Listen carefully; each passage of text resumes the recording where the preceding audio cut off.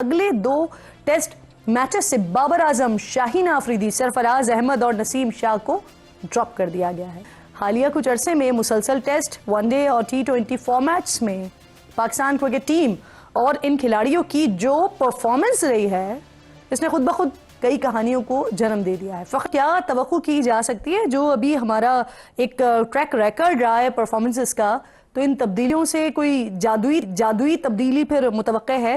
I think अल्लाह करे ऐसा हो जाए, बट ऐसा होता नहीं है, क्योंकि मैं तो कहता हूँ कि अल्लाह करे मैं गलत हूँ। देखें, जब बड़े प्लेयरों को आप ड्यूरिंग सीरीज ड्रॉप करते हैं ना, तो सारी टीम डर जाती है। और बाबर तो आउट हुए हैं, लेकिन पाकिस्तान का जो स्क्वाड आया इसमें बहुत सारी, कोई 8 से 9 तो चेंजेस है भाई। ऐसे ऐसे खिलाड़ी हैं जिनको हमने पहले कभी देखा नहीं है, लेकिन वो खिलाड़ी भी यहाँ पर खेलने लगे हैं, क्योंकि ये घटिया स्क्वाड अनाउंस हो चुका है। इनको लगता है कि इंग्लैंड का कुछ उखाड़ लेंगे, लेकिन उखाड़ना इन्होंने क्या है वो हम अच्छी तरीके से जानते हैं। और इंग्लैंड वालों को तो मैं इतना बता दूं, उनके लिए तो भाई ये बड़ी सैड न्यूज है। इंग्लैंड वाले जो है वो रो रहे हैं, वो कब्र में चले गए कि भाई ये हुआ क्या है, ये पाकिस्तान ने हमारे साथ धोखा किया, बाबर आजम को बेहतर कर दिया। भाई बाबर आजम बाहर करने वाली चीज है बाबर आजम की वो हमारी फ्री की विकेट थी, वो हम कभी भी आके अपनी मर्जी से विकेट ले लेते थे। एक बदतरीन रिकॉर्ड शिकस्त के बाद पाकिस्तान की टीम के अंदर ऐसे लग रहा है कि जैसे उथल पुथल इस वक्त की जा रही है। ये 3 खिलाड़ियों को टीम से ड्रॉप किया गया है, इसके पीछे थॉट प्रोसेस क्या है? क्या नए कॉम्बिनेशन ट्राई करना चाहते हैं, नए लड़कों को चांस देना चाहते हैं? अंदरूनी पॉलिटिक्स है? वो जो सर्जरी की बात होनी थी, क्या उस सर्जरी का आगाज है? इसको क्या कहें? 22 वाली सिचुएशन में थे, हमारे पास इतना मसले मसाइल थे कि हम अगर स्पिन बनाते हैं तो वो हमें हराते, फ्लैट बनाई हमने तो हम हार गए, फास्ट विकेट बनाएंगे तो हम हार जाएंगे, इसलिए कि उनके बॉलर ज्यादा तगड़े हैं, ज्यादा 5 डे क्रिकेट का तजुर्बा रखते हैं, और हम ये टेस्ट मैच हारे, और आगे भी हमें लग रहा है कि ये अगले दोनों टेस्ट भी हम नहीं बचा सकेंगे। तो ये एक ना सिर्फ अफसोसनाक खबर है, बल्कि ये मेरी हद तक मुझे ये लगता है कि ये इस चीज़ की अक्कासी करता है कि पीसीबी जो है वो बिल्कुल अगेंस्ट द कॉर्नर है और अगेंस्ट द वॉल है, और उनको इस वक्त समझ नहीं आ रही कि अवाम को अपीज़ करें, बोर्ड क्या करे, हम प्लेयर्स के साथ कैसे डीलिंग करें।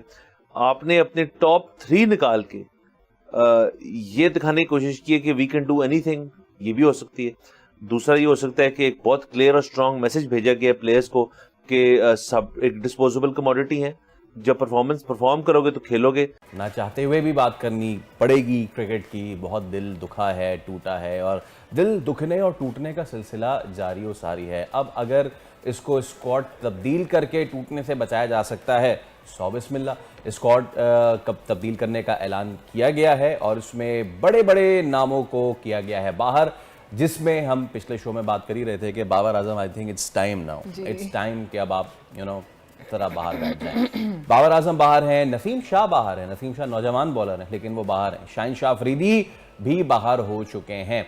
अब ये बड़ी खबर है कि बाबर जैसे प्लेयर को बाहर बिठा दिया गया। लेकिन इस बात को लेकर जो भी डिस्कशन हो रहा है, आप आखिर तक की वीडियो को एंजॉय करिए। मैं मिलूंगा आप सबसे वीडियो के आखिर में, और आप सबसे रिक्वेस्ट है कि वीडियो को ज़्यादा से ज़्यादा लाइक शेयर करना बिल्कुल मत भूलिए। एकदम से आप अपनी पूरी बॉलिंग लाइनअप चेंज कर देते हैं। अबरार अहमद स्पिनर बुखार में थे, अस्पताल में थे, तो अब उनमें इतनी ताकत नहीं है कि वो अगला टेस्ट मैच खेल सकें। शाहीन शाह अफरीदी और नसीम शाह के साथ आपने नाइंसाफी और ज्यादती की थी, ऐसी फ्लैट पिच बनाकर जिसपे फास्ट बॉलर्स के लिए कुछ भी नहीं था, और वो उसमें कुछ भी नहीं कर सके। और सबसे पहले तो ये कि आप अपने इस टेस्ट सीरीज से पहले 5 रोजा मैच थे, इससे पहले आप वनडे कप खेल रहे थे, आपकी तैयारियां नहीं थी, और ऐसी फ्लैट विकेट पर फिर आप बड़ी बुरी तरह हारे। पहली इनिंग्स में दोनों टीमों ने मिलाकर 1379 रन बनाए, लेकिन फिर पाकिस्तान की टीम प्रेशर में आई, और जो सेकंड इनिंग में पिछले 5 टेस्ट मैचों में हुआ था वही छठे टेस्ट मैच में भी हुआ। तो ये नी जर्क रिएक्शन है, अगर इसका सीरीज का इंतजार कर लेते, लेकिन उन्होंने ये सोचा कि अब नए कॉम्बिनेशन के साथ ट्राई करते हैं। वही पिच होगी जिसपे 1379 रन बने थे पहले 4 दिन में, उस रोल करके उसी को पानी देके पिच बनाया। कोशिश ये होगी कि इस पे स्पिनर्स ज्यादा काम आए, और इसीलिए पाकिस्तान ने 3 स्पिनर्स अपने 16 रुकनी स्क्वाड में शामिल किए। ये तो पहले सोचने की बात ही नहीं है। शायद साहब, मेरा बड़ा एक खेल के बारे में बड़ा बेसिक नॉलेज है, लेकिन आप एक टीम को अपने मुल्क में इनवाइट कर रहे हैं। अक्सर ममालिक के अंदर जो बोर्ड्स हैं वो हेल्पफुल पिचेस बनाते हैं, अपनी टीम को देख के पिचेस बनाते हैं। भारत ने तो उसकी बड़ी इसके बेसिस पे पूरी क्रिकेट जो है अपनी उसको कायम रखा हुआ है। तो अब हमें अब पता चला है कि ये स्पिनर्स को मदद देंगी विकेटें, तो हम अब स्पिनर्स रख रहे हैं। जो नए लड़के आप उनकी जगह खिलाते हैं, उनके ऊपर डबल प्रेशर हो जाता है। तो जब ये ऐसे बड़े डिसीजन किए जाते हैं, तो उसके लिए सबसे इम्पोर्टेंट है कि टेस्ट सीरीज से पहले आप उनको बताएं, उनके साथ कम्युनिकेशन करें। They are the your heroes, मतलब उन्होंने सर्व किया होता है, उन्होंने जितवाए होते हैं मैच, हाँ, एक पीरियड आता है जिसके ऊपर आपको पता चल जाता है कि they are not performing well, so they should actually get rest. अब सिर्फ विराट कोहली की मिसाल है, 2 साल पहले उससे कुछ रन नहीं हो रहे थे, 6 महीने तक उसने रन नहीं किए, फिर उन्होंने उससे कम्युनिकेशन की कि आप ब्रेक ले लो और चॉइस इज योर्स। उसको कन्विंस किया ब्रेक आपके लिए जरूरी क्या है। जब जैसे ही उन्होंने ब्रेक ली उसके बाद उसने वापस आके उस बड़ा स्कोर किया। अब बाबर को, शाहीन को, नसीम को कम्युनिकेशन करके या तो टेस्ट सीरीज से पहले रेस्ट देना चाहिए था उसको कहते, और अगर यहाँ पे अगर 4-0 भी करता या 300 भी करता, 0 नहीं 300 भी करता, या वो 20 विकेटें भी लेते शाहीन या नसीम, उनको कहते हैं कि इस सीरीज के बाद we are giving you 2 months off, आपने ऑस्ट्रेलिया की जाके सीरीज खेलनी है, गेट मेंटली रेडी। ये होती है रिस्पेक्ट। मुश्ताक भाई, ये टीम के अंदर ग्रुपिंग के हवाले से भी खबरें सुनते रहे ना हम, तो आराम की गर्ज से ही सीनियर प्लेयर्स को, तजर्बेकार प्लेयर्स को निकालना, क्या उस सिलसिले की कोई कड़ी हो सकती है? देखिए मेरी बात सुने, ये ग्रुपिंग, ये मतलब जो मैनेजमेंट का रोल क्या होता है फिर? अगर मैं किसी टीम का कोच हूं और अगर मेरे सामने ये ग्रुपिंग हो रही है और उसको मैं इसको सॉर्टेड आउट नहीं कर सकता, तो ये मेरा फेलियर है, प्लेयरों का फेलियर थोड़ी है।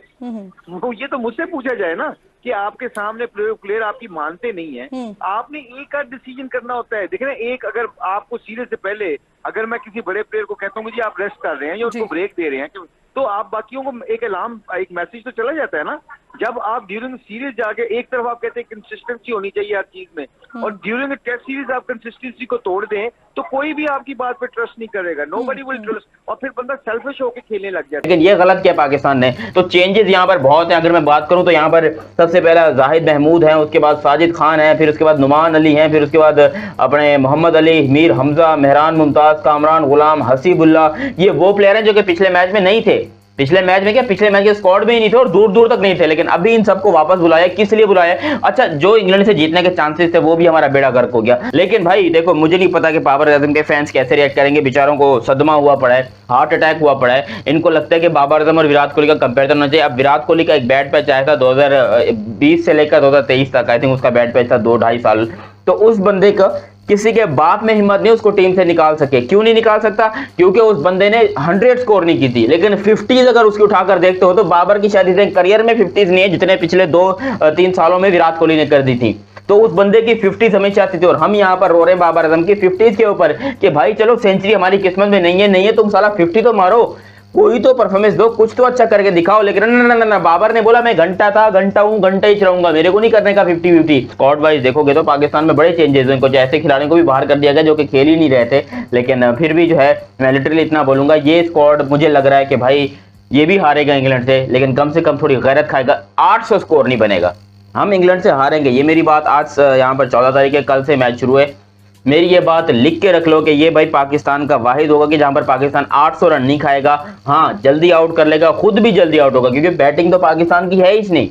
पाकिस्तान की बैटिंग के बिल्कुल घंटे लगे पड़े हैं, बैटिंग तो वैसे ही बर्बाद है हमारी। दोस्तों, आज के टॉपिक में बस इतना ही। आप इस मुद्दे पर जो भी राय रखना चाहते हो नीचे कमेंट बॉक्स में कमेंट करके बताइए, और ये वीडियो को ज़्यादा से ज़्यादा लाइक शेयर करना बिल्कुल मत भूलिए।